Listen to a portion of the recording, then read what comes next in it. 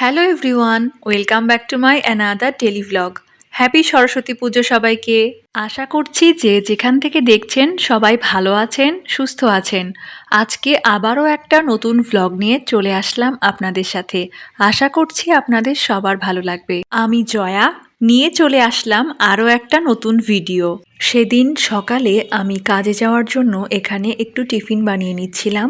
তো আগের দিন রাতের বেঁচে যাওয়া ভাত ছিল, সেটাকে আমি সকালে এখন একটু ভাত ভাজি করে নিচ্ছি।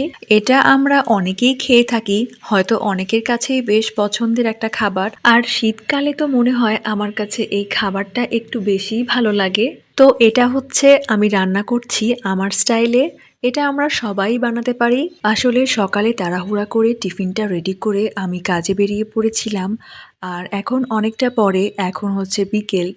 আমি বাসায় এসেছি, ফ্রেশ হয়েছি, দুপুরের খাওয়া দাওয়া কমপ্লিট করেছি। আর বিকেলে মা বলছিল যে ভেজিটেবল পাকোড়া খেতে ইচ্ছে করছে।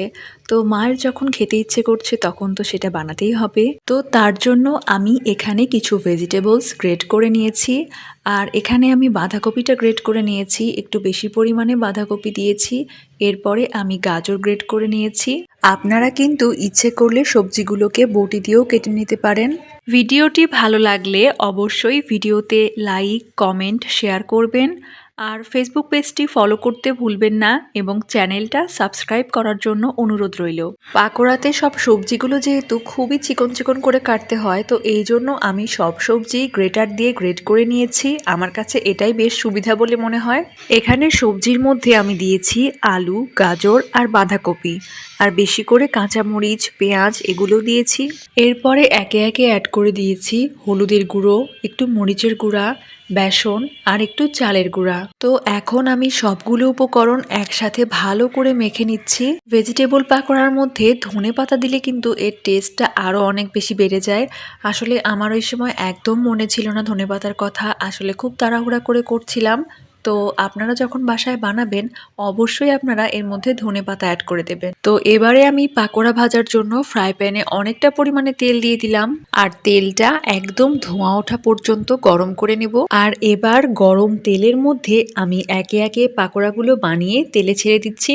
ও হ্যাঁ, আমি তো বলতে ভুলেই গেছি, পাকোড়াগুলো যখন বানাচ্ছিলাম আমি কিন্তু এর মধ্যে একটু রসুন কুচিও দিয়েছি।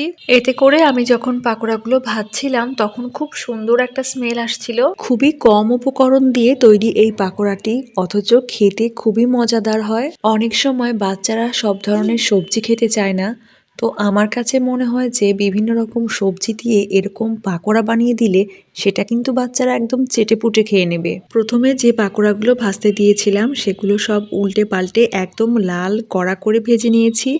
তো এখন আমি একটা প্লেটের মধ্যে পাকোড়াগুলো সব তুলে নিচ্ছি। দেখতেই পাচ্ছেন গরম গরম পাকোড়া কি অসাধারণ লোভনীয় লাগছে। তো এবারে আমি আরও কিছু পাকোড়া ভেজে নিব, তার জন্য আমি গরম তেলের মধ্যে আরও পাকোড়াগুলো বানিয়ে বানিয়ে ছেড়ে দিচ্ছি। এই রকম পাকোড়া কিন্তু গরম ভাতের সাথেও খেতে অনেক ভালো লাগে। পাতলা করে মসুরের ডাল আর সাথে এরকম পাকোড়া, উফ, একদম জমে যাবে কিন্তু। আমার মনে হয় এটা ভীষণ মজার একটা কম্বো হবে।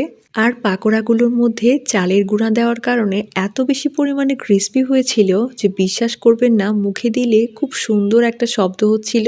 আমার তো শুধু খেতেই মন চাচ্ছিল, অনেকগুলো খেয়ে ফেলেছিলাম। আমার পাকোড়াগুলো সব ভেজে নেওয়া হয়ে গেছে, আর এদিকে আমি চা বসিয়ে দিয়েছি। আমরা যেহেতু দুধ চা খেতে অনেক বেশি পছন্দ করি, সো অবশ্যই দুধ চা বানাচ্ছি। আমি আর মা এখন চা খাবো, তো আমাদের দুজনের জন্যই শুধু চা বানিয়েছি। সারাদিন পরে একদম কড়া করে চা বানিয়ে নিয়েছি, যেটা খেলে মন প্রাণ একদম শান্তি হয়ে যাবে আর শরীরের সব ক্লান্তিও দূর হয়ে যাবে। আবার সাথে আছে এরকম মজাদার পাকোড়া, তাহলে তো আর কোনো কথাই নেই। তো এখন আমরা এগুলো এনজয় করব। আজ এই পর্যন্তই। তো আশা করছি আজকের ভ্লগটা আপনাদের ভালোই লাগবে। কেমন লাগলো অবশ্যই কমেন্ট করে জানাবেন। তো নেক্সট ডে আবারও নতুন কোনো ভ্লগ নিয়ে চলে আসব। সবাই সেই পর্যন্ত ভালো থাকবেন, সুস্থ থাকবেন। টাটা।